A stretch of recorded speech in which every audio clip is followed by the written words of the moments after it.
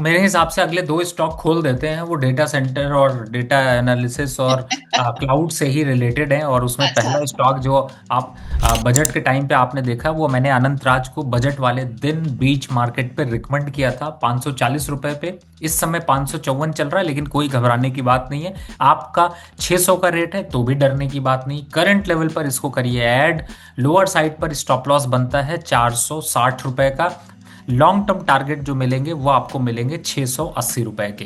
तो यहाँ पर अनंत राज है वो पांचवा शेयर जिसे कि आप यहाँ पर बाय करके चल सकते हैं। और जहाँ तक अब चूंकि बात हो गई है जब डेटा साइंस की, तो इसी से रिलेटेड एक और स्टॉक को यहाँ पर उठा लेते हैं। ये है E2E। हाँ, E2E नेटवर्क।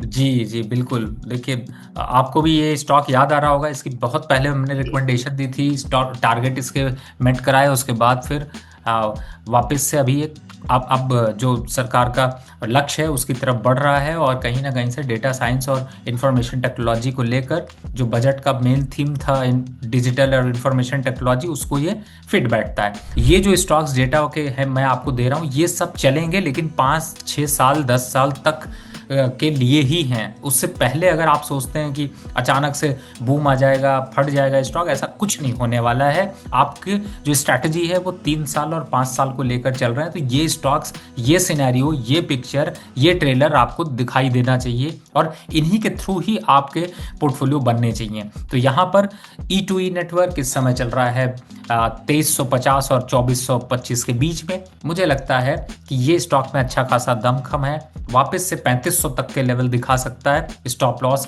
यहाँ पर जो है वो 2000 के आसपास का लेकर चल सकते हैं।